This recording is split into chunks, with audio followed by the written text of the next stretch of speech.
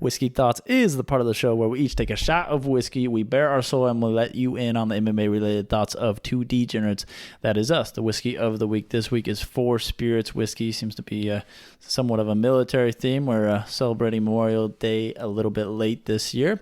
We video our whiskey thoughts each week. We'll post them on our Instagram at the Simply MMA podcast, on our YouTube channel as well. If you want video yourself, taking a shot of whiskey, giving your own whiskey thought, DM it to us, and we will share it on our Instagram. Manny, this week, what is your whiskey thought? My whiskey thought is, one of the main knocks about older UFCs was it was just style versus style, right? Just a striker versus a wrestler, and if the wrestler was able to get the striker down, it's over. And if the striker's supposed to keep it on their feet, they're gonna win. I don't understand. We were talking about before the podcast why we still have matchups like that in the UFC. So, just from this last card, we see it all the time. But just a couple examples from the main card of the fights on Saturday. Montana De La Rosa versus Adrian Lipski. If Lipski goes to the ground, it's over. It's literally UFC 1. Wrestler and De La Rosa versus striker and Lipski. Why does Lipski say yes to a matchup that is that way? I don't understand why you fighting in the UFC. You're a mixed martial artist. Why not be a boxer or a kickboxer or fight Muay Thai if you're one-dimensional? Or don't take those matchups. I get maybe their management says yes or the UFC forces their hand. Or if you're like Walt Harris, where it's like I have 30 seconds of fight in me, and if you take me down, if I touch the canvas, I'll give up.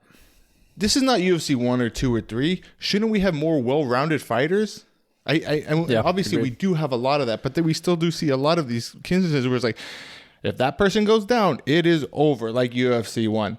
And so my whiskey thought is just like, why would you agree to that matchup, or why are you at this high level and not honing your skills at the regional or, LFA level or Invicta or something like that? Yeah. And you're fighting on a main card, and if you go to the ground, if you go to the mat, it's over. Or if someone gets you to the mat, it's over. I just don't understand why it's so predictable. Yeah.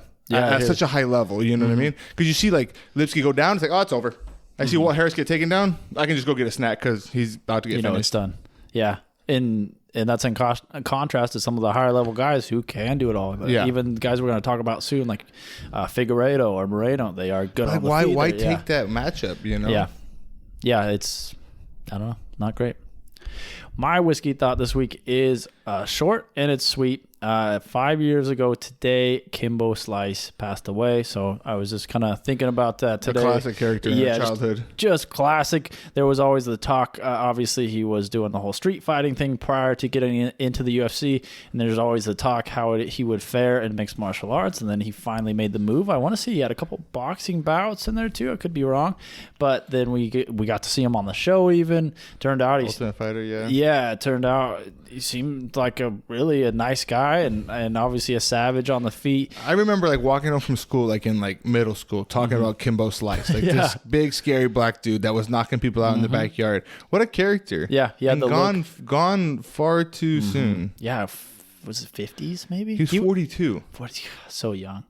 And I forget how he even passed him. I had a heart problem. I don't know. Yeah, he had some sort of complications with some sort of illness. Yeah, but an absolute icon of the sport. It's a guy that fought Matt Mitrione, Ken Shamrock, Houston Alexander, Tank Abbott. He got in there. He mixed it up. One of my Roy Nelson. biggest memories of him is him popping James Thompson's ear. Yeah, classic. Gnarly. Was that Strikeforce? I think so. It might have been, yeah. And then, they were gone too soon, but I was thinking about his career today. Elite XC, yeah. But yeah, rest in peace, Kimbo. Rest in peace, Kimbo. It was cool to watch you while we could.